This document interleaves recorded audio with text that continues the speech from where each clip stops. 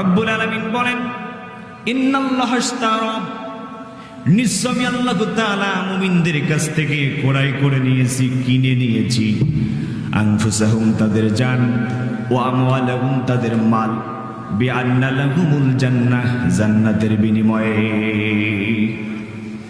রব্বুল আলামিন বলেন, নিশ্চয় আমি আল্লাহ মুমিনদের কাছ থেকে ক্রয় করে নিয়েছি, কিনে নিয়েছি। তাহলে বাক্যটি অতীতকালের শব্দ নাকি ভবিষ্যৎকাল? কথা বলতে হবে। বাক্যটি হলো অতীতকাল, পাস্ট টেন্স। রব্বুল আলামিন বলেন, আমি মুমিনদের কাছ থেকে ক্রয় করে নিয়েছি, কিনে নিয়েছি। আল্লাহ কিনে নিবেন বলেন নাই, আল্লাহ বলছেন কিনে নিয়েছি। কি কিনে নিয়েছেন? জান এবং মাল। তাহলে কি বুঝলেন? ইমান, যদি নিজেকে আপনি যদি ইমানদার মুমিন দাবি করতে চান, আর যদি জান্নাত পেতে চান, আপনার জান এবং মাল আগে আল্লাহর কাছে বিক্রি করে দিয়ে তারপর ইমানদার মুমিন হওয়া লাগবে। আর যারা এই জান এবং মাল আল্লাহর রাস্তায় বিক্রি করতে রাজি হবে না, তাদের ইমানদার হওয়ার কোনো প্রশ্নই আসে না। ইমানদার হতে হলে জান এবং মাল যেহেতু আল্লাহ আগে কিনে নিয়েছেন, কিনে নেওয়ার পরে আপনাকে ইমানদারের কাতারে নামটি আপনার লিপিবদ্ধ করতে হয়েছে। এই জন্য জান এবং মালের মালিকানাটা আল্লাহর কাছে হস্তান্তর করার প্রয়োজন আছে না নাই? ছোট্ট একটু উদাহরণ দিলে পরিষ্কার হয়ে যায়। আজকের মাহফিলের সঞ্চালক ভাই ইসমাইল হোসেন মিলন, বাংলাদেশের বিভিন্ন জনপদের মানুষ তাকে চেনে। ইসমাইল হোসেন মিলন ভাই 2 বছর ধরে একটা গরু লালন পালন করেছেন। কষ্ট করে, কত কষ্ট করে, আদর সোহাগ করে একটা গরু লালন পালন করেছেন 2 বছর ধরে। 2 বছর ধরে গরুটি লালন পালন করার পরে কুরবানির বাজারে যখন গরুটি বিক্রয় করতে নিয়ে যাচ্ছেন, রাস্তা দিয়ে যখন নিয়ে যায়, এলাকার লোকজন বলে, মিলন, তুমি তো একটা 2 বছর ধরে অনেক সুন্দর একটা গরু লালন পালন করেছ।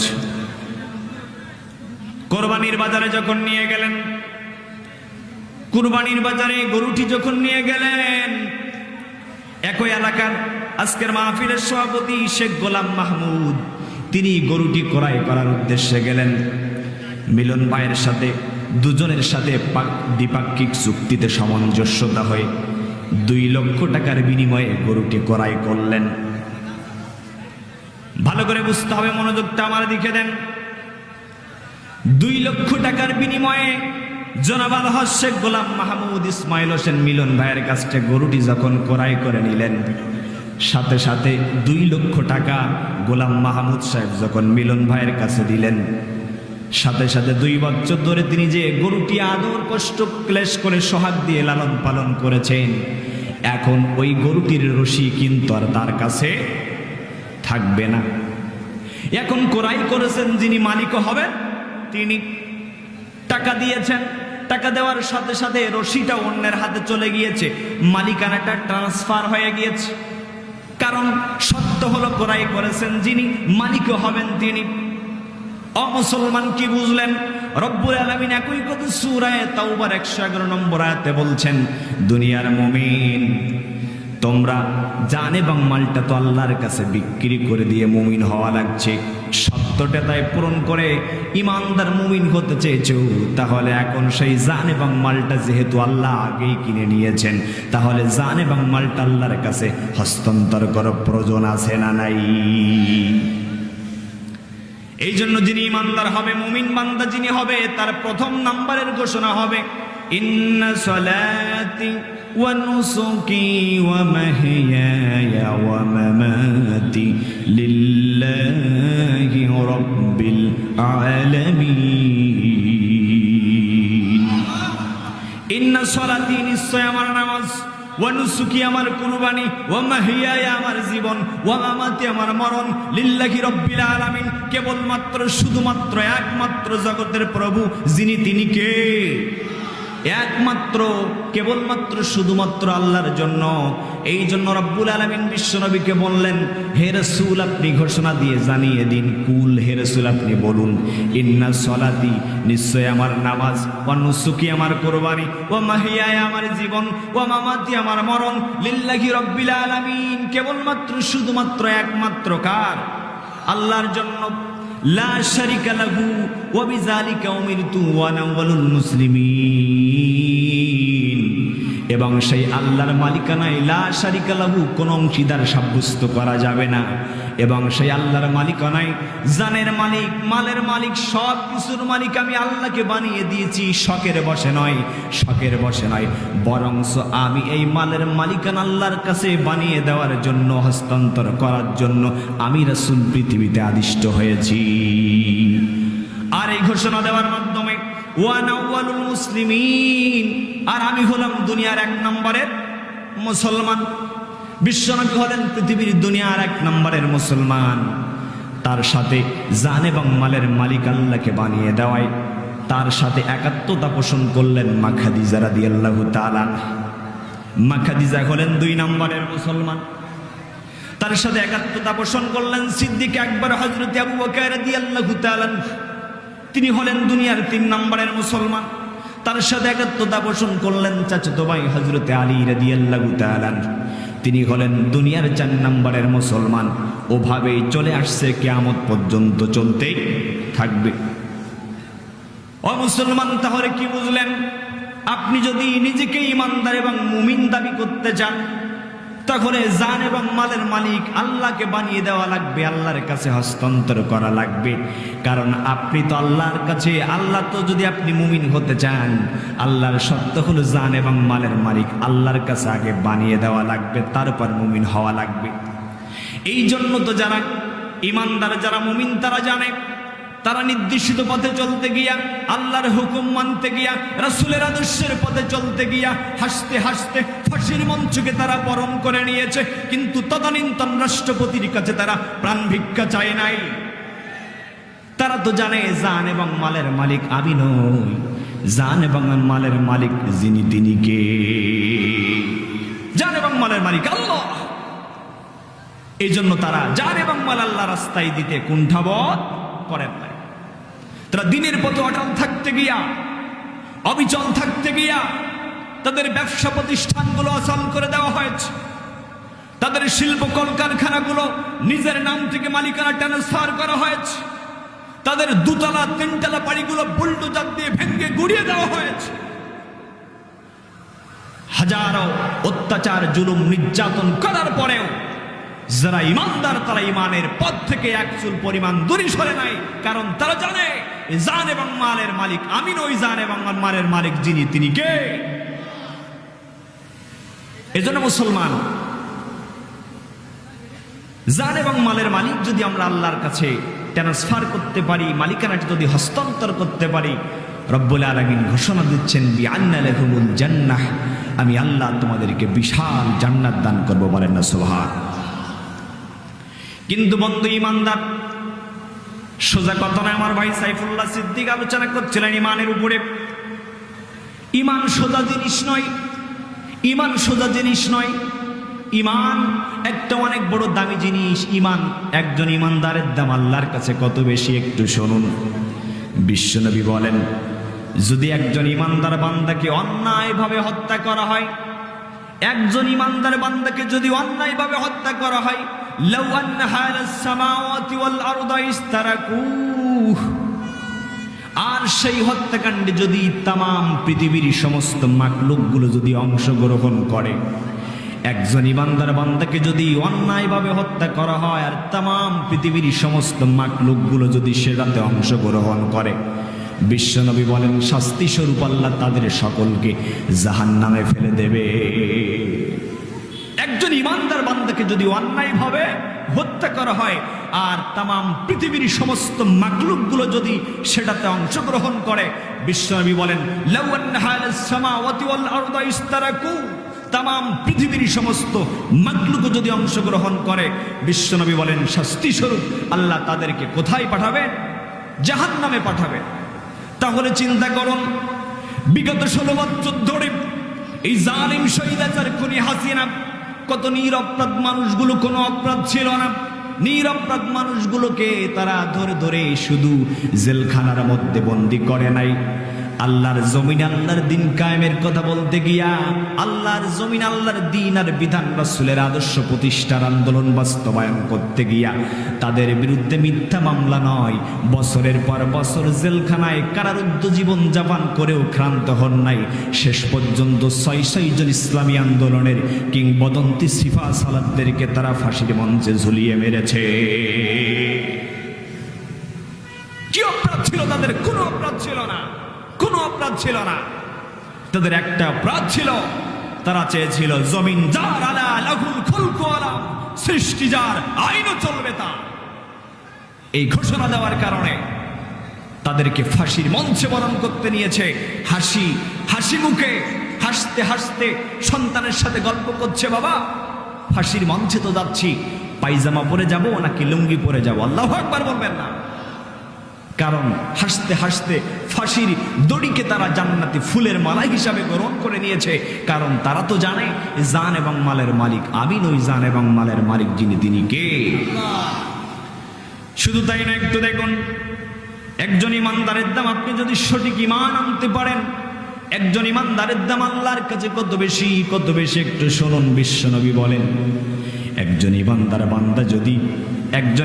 বান্দা যদি তার হালাল উপার্জন থেকে একটা খেজুর, একটা খরমা যদি দান করে, আর ওই খেজুর পরিমাণ অর্থটি যদি কোনো ইয়াতিমের পাত্রে পড়ার আগে, ইয়াতিমের কোনো ভিক্ষুকের পাত্রে, অভাবগ্রস্তের পাত্রে পড়ার আগে, বিশ্বনবী বলেন বিয়ামিনি রব্বুল আলামিন তার নিজের ডান হাতখানা বিছায়া দেয়।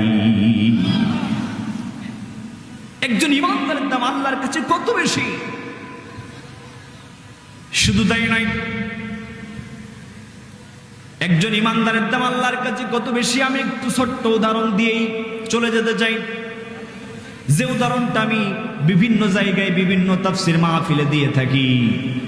আজকের মাহফিলের যিনি সভাপতি আছেন আলহাজ শেখ গোলাম মাহমুদ সভাপতি সাহেবের একটা মেয়ে আছে, মেয়েটা বিবাহ হবে আগামীকাল মেয়ে বিবাহ দিবেন। মেয়ের বিবাহের দিনে তিনি ভালোবেসে বাংলাদেশের বর্তমান যিনি প্রধান উপদেষ্টা, নাম হলেন ডক্টর মোহাম্মদ ইউনূস, ডক্টর ইউনূসকে দাওয়াত করলেন ভালোবেসে। মাননীয় অন্যান্য সমস্ত উপদেষ্টাদেরকে দাওয়াত করলেন, এরপরে ডিসি সাহেবকে দাওয়াত করলেন, এসপি মহোদয়কে দাওয়াত করলেন, উপজেলা চেয়ারম্যানকে দাওয়াত করলেন, ইউনিয়ন চেয়ারম্যানকে দাওয়াত করলেন। বিয়ের দিন ঘনিয়ে আসলো, আগামীকাল বিয়ের দিন, ধুমধাম শুরু হয়ে গেল। এমন সময় প্রধান উপদেষ্টা যিনি, তিনি হঠাৎ করে তার পিএস এর মাধ্যমে ফোন করে জানিয়ে দিলেন, সভাপতি সাহেব গোলাম মাহমুদ, তুমি অত্যন্ত ভালোবেসে আমাকে তোমার মেয়ের বিবাহতে দাওয়াত করেছিলে, কিন্তু তোমার মেয়ের বিয়েতে আমি অংশগ্রহণ করতে পারলাম না। জরুরি পার্লামেন্টে মিটিং থাকার কারণে ক্যাবিনেট মেম্বারদেরকে নিয়ে আমি তোমার মেয়ের বিবাহের অনুষ্ঠানে অংশগ্রহণ করতে পারলাম না। প্রধান উপদেষ্টা যদি না আসে, সভাপতি সাহেবের মেয়ের বিবাহ কি বন্ধ হবে? কথা বলেন, বন্ধ হবে না। আপনারাই কিন্তু বললেন। এরপরে জেলার ডিসি সাহেবকে দাওয়াত করলেন, এসপি সাহেব, তারাও একই কথা বললেন, আমার জেলা পরিষদের জরুরি মিটিং থাকার কারণে আজকে তোমার মেয়ের বিবাহে আমি অংশগ্রহণ করতে পারলাম না। আগে যেহেতু ঢাকা থেকে প্রধান উপদেষ্টা না আসেন, বিবাহ বন্ধ হলো না। এবার যেহেতু জেলার প্রশাসনের দায়িত্বশীল হেড অফ ডিপার্টমেন্ট, তারা যদি না আসে, সাতক্ষীরার মানুষ আমরা, সাতক্ষীরা জেলা, এবার মনে হয় বিবাহ হবে না, বন্ধ হবে না, বিবাহ চলবে। মেনে নিলাম। উপজেলা চেয়ারম্যান, ইউনিয়ন চেয়ারম্যান, তারাও একই কথা বললেন, উপজেলা পরিষদের জরুরি মিটিং থাকার কারণে তোমার মেয়ের বিবাহতে আমি অংশগ্রহণ করতে পারলাম না। ঢাকা থেকে উপদেষ্টা আসলো না, বন্ধ হলো না। জেলা থেকে ডিসি মহোদয় আসলো, বন্ধ হলো না। এবার যেহেতু ইউনিয়ন আর উপজেলা চেয়ারম্যানের পালা, এবার আর বিয়ে ঠেকাই গিয়ে এবার মনে হয় বন্ধ হবে। বন্ধ হবে না, আপনারাই বললেন। কিন্তু বিয়ের সময় যখন ঘনিয়ে আসলো, পরের দিন আগামীকাল জুমা, শুক্রবার, জুমার নামাজ হয়ে গেল। বর সাতক্ষীরা থেকে রওনা দিয়েছেন। এমন সময় প্রতিমধ্যে ফোন করে বললেন, আজকের এই বিয়ের বর যিনি হবেন, তোমার মেয়ের দোলা যিনি হবেন, এই মেয়ের বর অথবা দোলা আসার পথে একটা রোড অ্যাক্সিডেন্ট করে মারা গিয়েছেন। দিব মার্ক এলিন এবং মা উইলিয়াম বিল গেটস কাজটা করে দিলেন। প্রত্যেকটা মুসলিম রাষ্ট্রে একটা করে মসজিদও বানিয়ে দিলেন, একটা করে মাদ্রাসাও বানিয়ে দিলেন। বলেন তো দেখি তার আমল নামায় সব হলো কয়টা? একটাও হবে না। কারণ কিসে? ইমান আনে নাই। কারণ সে হলো ইমান আনে নাই। ইমান যদি আপনি না আনতে পারেন, আর তামাম পৃথিবী পরিমাণ সম্পদ যদি আপনি দান করেন, রব্বুল আলামিনের কাছে আপনার সম্পদের এক আনাও দাম নাই। কিন্তু মুসলমান আপনি আমি যদি ইমান আনতে পারি, ইমান আনার পরে যদি জান এবং মালটা যদি আল্লাহর রাস্তায় হস্তান্তর করতে পারি, আল্লাহর রাস্তায় হস্তান্তর করতে পারি, রব্বুল আলামিন বলেন বিআন্না লাহুল জান্নাহ, আমি আল্লাহ রব্বুল আলামিন তোমাদেরকে ওই বিশাল জান্নাত দান করব। সুবহানাল্লাহ বলবেন না? শুধু এই জান্নাতের ঘোষণা আমি শুধু কোরআনে দেই নাই, শুধু কোরআনুল কারীমের মধ্যে দেই নাই, আরো পূর্ববর্তী দুইটা কিতাবকে সাক্ষী রেখে আমি রব্বুল আলামিন ঘোষণা দিয়েছি, ওয়াদান আলাইহি হাক্কান ফিত তাওরাতি ওয়াল ইনজিল। পূর্ববর্তী দুইটা কিতাব তাওরাত এবং ইনজিল কিতাবকে সাক্ষী রেখে বলছি, আমি রব্বুল আলামিন ঘোষণা দিচ্ছি, তোমাদেরকে ওয়াদা করছি, ওই বিশাল জান্নাত আমি আল্লাহ তোমাদের জন্য রেডি করে রেখেছি। বলেন না সুবহান। তাহলে আসুন একটু সাহাবায়ে কেরাম কেমন জান এবং মাল আল্লাহ রাস্তায় দিয়েছেন, আমরা একটু চলে যাই। বিশ্বনবীর সাহাবী নাম করেন বিশ্বনবীর বিশ্বস্ত বন্ধু হযরতে আবু বকর রাদিয়াল্লাহু তাআলা। কি নাম? ইসলামের প্রথম খলিফা হযরতে আবু বকর রাদিয়াল্লাহু তাআলা। হযরতে আবু বকর রাদিয়াল্লাহু তাআলা তিনি যখন ইসলাম গ্রহণ করেছিলেন, তার কাছে 20,000 দিনার ছিল। কত হাজার? 20,000। কিন্তু তিনি যখন জীবনের শেষ রক্তিম মুহূর্তে চলে আসলেন, বিছানায় শায়িত আছেন, তার কন্যা আয়েশা রাদিয়াল্লাহু তাআলা আনহাকে ডাকলেন, বললেন, আয়েশা, আমার জীবনের শেষ রক্তিম মুহূর্তে আমি চলে এসেছি। আমি তোমার কাছে বলে যাচ্ছি, আমি যখন মৃত্যুবরণ করব, তখন আমার ঘরের মধ্যে কোনো টাকা পয়সা কোনো কিছু অবশিষ্ট নাই। আমি মৃত্যুবরণ করার সাথে সাথে আমার গায়ে যে চাদরটা দেখতে পাচ্ছ, এই চাদরটা দিয়েই আমাকে শেষ বিদায়টা আমাকে দিয়ে দিবে। আয়েশা বলেন, বাবা, আমরা এতটাই গরিব হয়ে গেলাম নাকি, এতটাই গরিব হয়ে গেলাম যে আমাদের ঘরের মধ্যে দাফন কাফন করার মতো কোনো টাকা পয়সা অবশিষ্ট নাই। হযরত আবু বকর রাদিয়াল্লাহু তাআলা কাঁদতে কাঁদতে বলেন, মা শোনো, ও আয়েশা শোনো, আয়েশা শোনো, ও আয়েশা শোনো, তুমি যদি জান এবং মাল যদি আল্লাহর কাছে হস্তান্তর করে দিতে পারো, ট্রান্সফার করে দিতে পারো, মালিকানাটা যদি তাকে বানিয়ে দিতে পারো, তুমি মৃত্যুবরণ করতে দেরি হবে, কিন্তু জান্নাতের পোশাক তোমাকে পরতে দেরি হবে না। ও মুসলমান, কি বুঝলেন? জান এবং মাল আল্লাহ রাস্তায় দিয়ে সংগ্রাম করতে হবে। সাহাবায়ে কেরাম জান দিয়েছেন, মালও দিয়েছেন, জীবন দিয়েছেন, কিন্তু তদানীন্তন বাতিল শক্তির কাছে তারা মাথা নত করে নাই। ফাঁসির মঞ্চকে বরণ করে নিয়েছে, হাজারো জুলুম, অত্যাচার, নির্যাতন, এমনকি রাসূল করিম সাল্লাল্লাহু আলাইহি সাল্লাম পর্যন্ত তার বিরুদ্ধে যে 4-4টা অপবাদ দেওয়া হয়েছে, লোভ দেখানো হয়েছিল, অপপ্রচার করা হয়েছিল, মিথ্যা প্রচার করা হয়েছিল, সে আবু তালিব জেলখানায় বন্দী করা হয়েছিল, অবৈধ মক্কার দারুন নদওয়ার ট্রাইব্যুনালে অবৈধ মিথ্যা ট্রাইব্যুনাল গঠন করে হত্যার ষড়যন্ত্র করেছিল সাহাবীদের উপরে।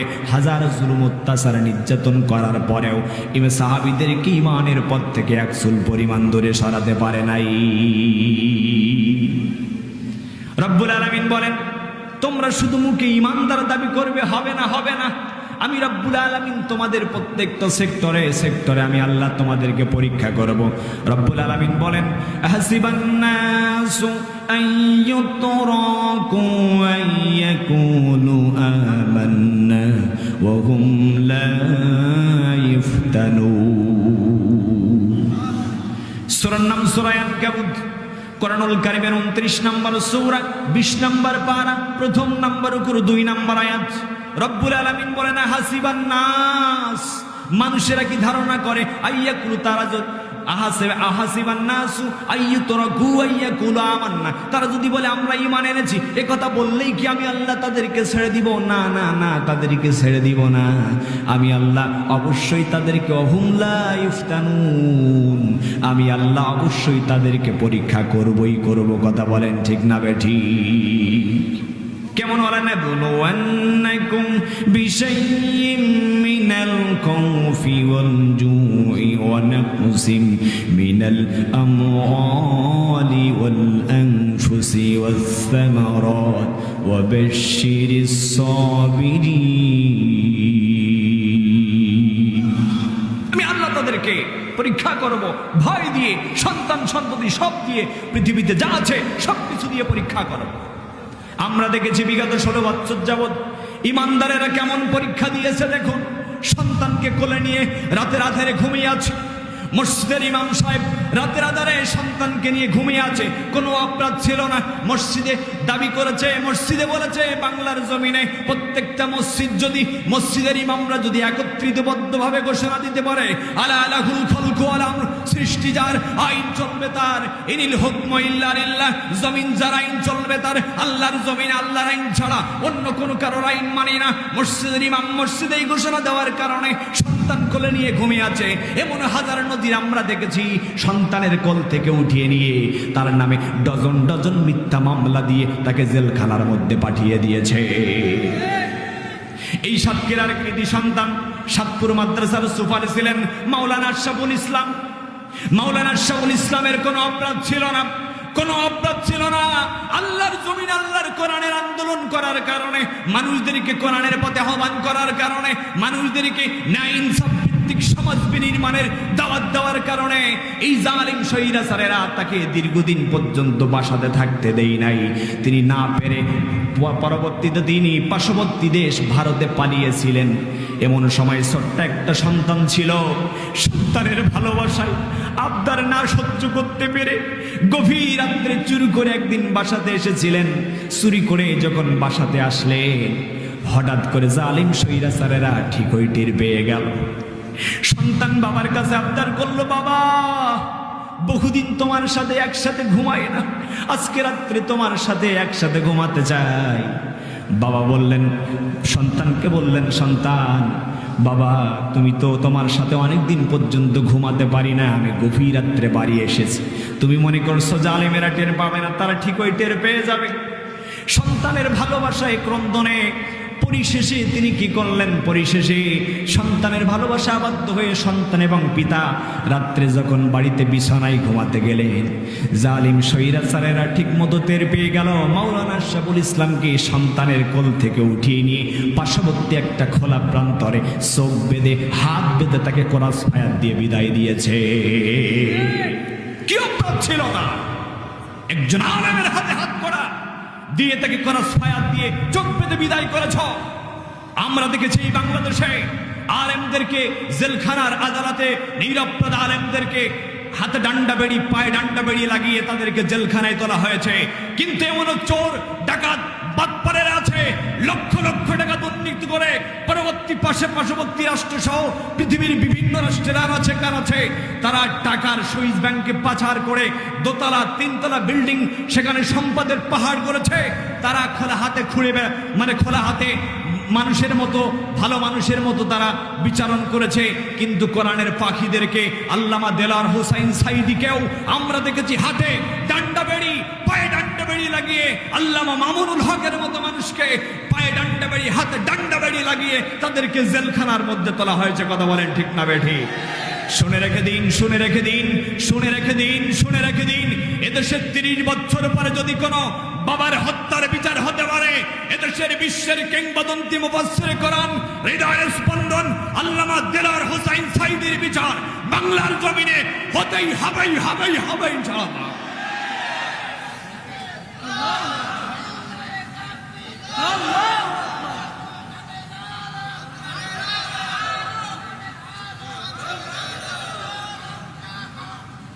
মুসলমান আমরা দেখেছি নিরপরাধ মানুষগুলো, মুফতি আমির হামজা কোনো অপরাধ ছিল না, অপরাধ, কোরআনের বাণী প্রচার করা।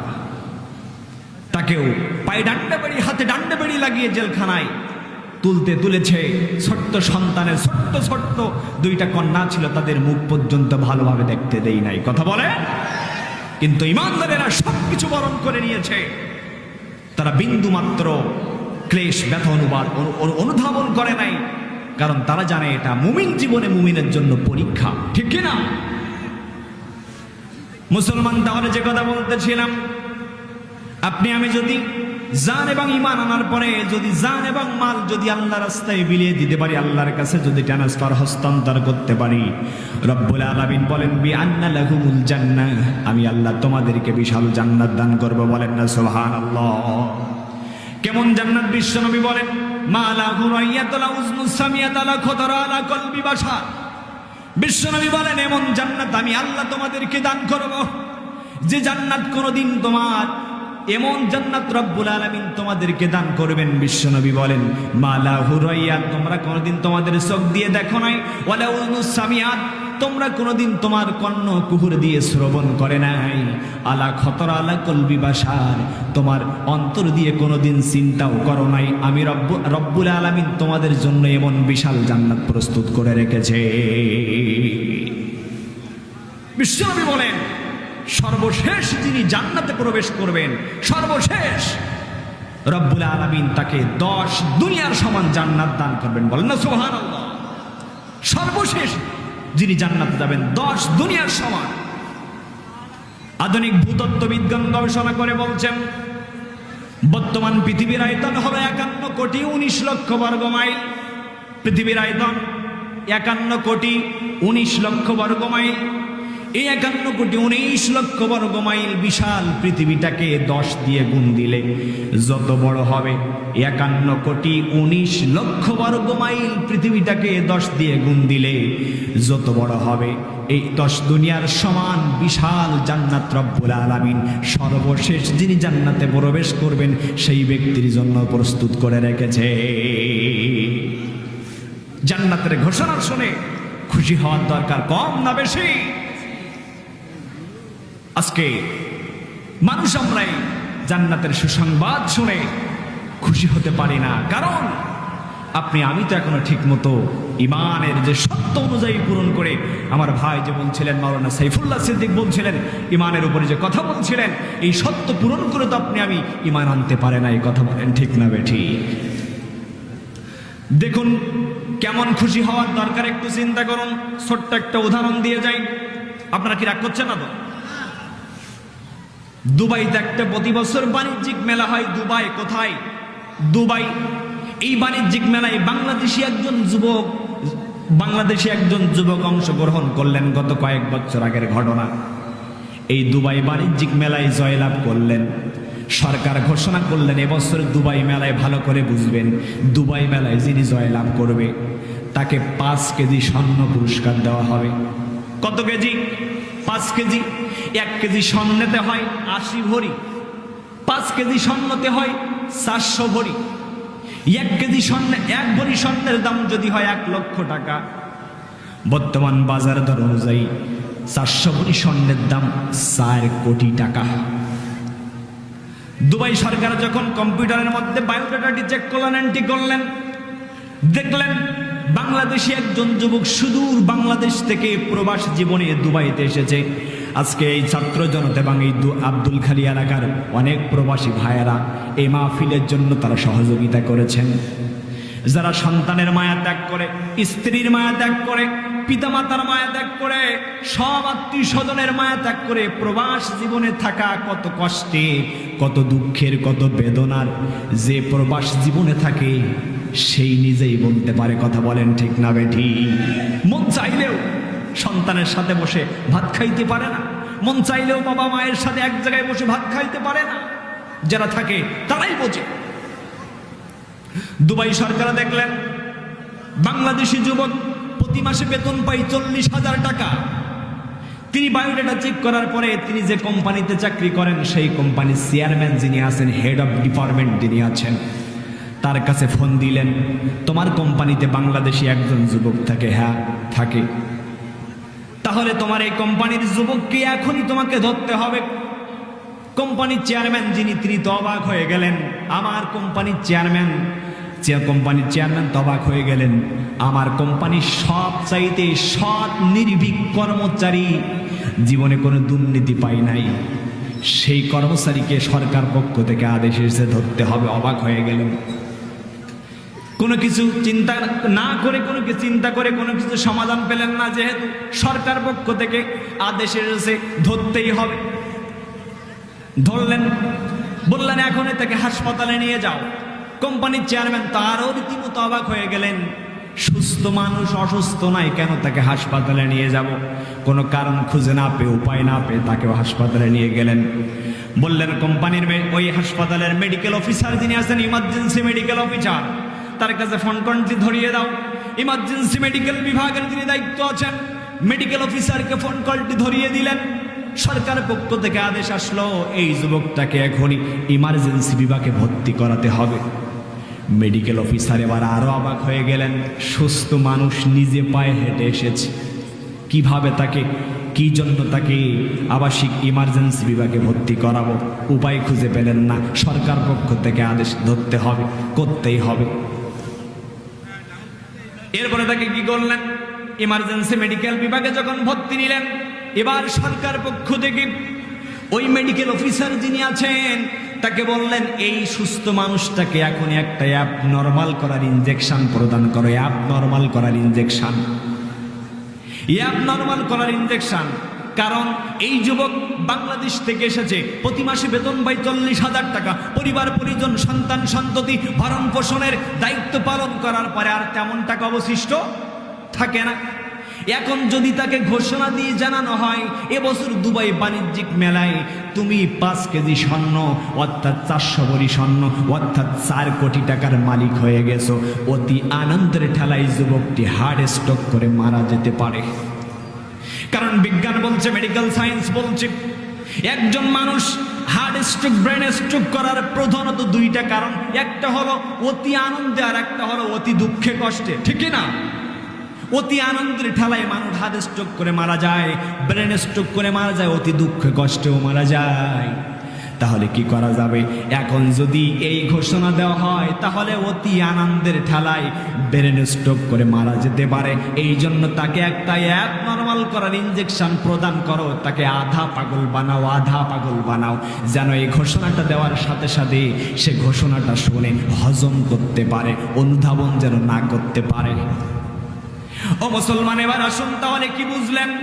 যদি দুনিয়ার 5 কেজি স্বর্ণের ঘোষণা শোনার পরে অতি আনন্দের ঠেলায় ব্রেন স্ট্রোক করে মারা যাওয়া লাগতে পারে, সরকার তো আপনাকে দিয়েছে, দিতেও পারে, ভ্যাট ট্যাক্স হিসাবে তো 1 কেজি কেটেও নিতে পারে, ঠিক না? কোনো গ্যারান্টি নাই। কিন্তু সেই 5 কেজি স্বর্ণের ঘোষণা শোনার পরে অতি আনন্দের ঠেলায় যদি তোমার হার্ট স্ট্রোক, ব্রেন স্ট্রোক করে মারা যাওয়া লাগতে পারে, দুনিয়ার মুমিন রব্বুল আলামিন সূরা তাওবার 111 নম্বর আয়াতে বলছেন, দুনিয়ার মুমিন তোমরা যদি ঈমান আনার পরে জান এবং মালটা যদি আমার কাছে হস্তান্তর করে দিতে পারো, ট্রান্সফার করে দিতে পারো, আমি রব্বুল আলামিন যে বিশাল জান্নাত তোমাদের জন্য রেখেছি, এই জান্নাত দুনিয়ার কোনো পোড়ামাটির ইট দিয়ে তৈরি নয়। ওই জান্নাতের ফেরেশতাদের, আমার ফেরেশতাদের দ্বারা তৈরি স্বর্ণ এবং রৌপ্যের ইট। সুবহানাল্লাহ বলবে না? ও দুনিয়ার মানুষ, তোমরা কি চিন্তা করেছো তুমি সেদিন কত billion, million, trillion, trillion KG স্বর্ণের মালিক হয়ে যাবা? তুমি কি চিন্তা করেছো 5 কেজি স্বর্ণ নয়, lakh lakh, billion million KG স্বর্ণের মালিক হয়ে যাবা?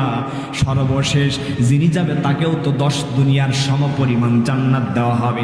কত কেজি স্বর্ণের মালিক তুমি হয়ে যাবা, রৌপ্যের মালিক হয়ে যাবা? একটু কি জীবনের মতো শেষবারের মতো চিন্তা করে কি দেখেছো?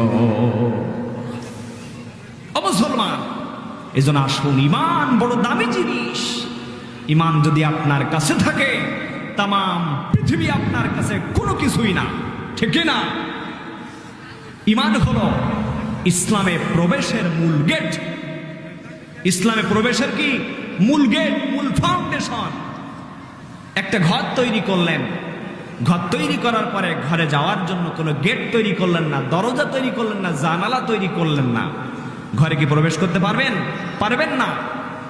এজন্য ইসলামে প্রবেশ করতে হলে যে গেট দিয়ে প্রবেশ করতে হবে সেই গেটটার নাম হলো ঈমান। বলেন না সুবহানাল্লাহ। ঈমান, ঈমান, ঈমান। এজন্য ঈমান আনার পরে আপনার দায়িত্ব শুরু হয় না শেষ হয়? কথা বলেন। শুরু হয়। আর আমরা ঈমান আনার পরে মনে করছি আমাদের দায়িত্ব শেষ হয়ে গেছে। কিন্তু না, ঈমান এনেছেন, ইয়া আইয়ুহাল্লাযীনা আমানু উদখুলু ফিস-সিলমি কাফা। ঈমান এনেছো, গেট তৈরি করে ফেলেছো, এখন ইসলাম নামক ঘরের মধ্যে প্রবেশ করো। বলেন না সুবহানাল্লাহ। কারণ যখন ঈমান এনেছেন, ইসলামের মধ্যে প্রবেশ করেছেন, এখন একের পর এক আপনার দায়িত্বগুলো আপনার উপরে অর্পণ হয়ে গেল। আপনি কিছু মানবেন আর কিছু বাদ দেবেন, এই সুযোগ নাই। আপনি শুধু ঈমান আনার পড়লে ইসলামে প্রবেশ করলেন, এখন ইসলামের কিছু মানলেন কিছু না মানলেন, প্রকৃত ঈমানদার হওয়া যাবে না। উদাহরণস্বরূপ আমি একটি কথা বললেই পরিষ্কার হয়ে যায়। এই যে আমাদের সামনে মাহে রমজান আসছে, আপনি রমজানে রোজা রাখছেন, সামনে প্রচন্ড গরমও তো আসতে যাচ্ছে। আপনি গরিব মানুষ, রিক্সা চালক, রোজা রাখছেন আপনি কষ্ট করে, রিক্সা নিয়ে বাজারে সকালে সেহারি করার পরে বাহির হয়ে গিয়েছেন। বাহির হওয়ার পরে আপনি আসর পর্যন্ত রিক্সা চালিয়েছেন। আমরা দেখেছি এমনও গরিব মানুষ আছে, এমনও মানুষ আছে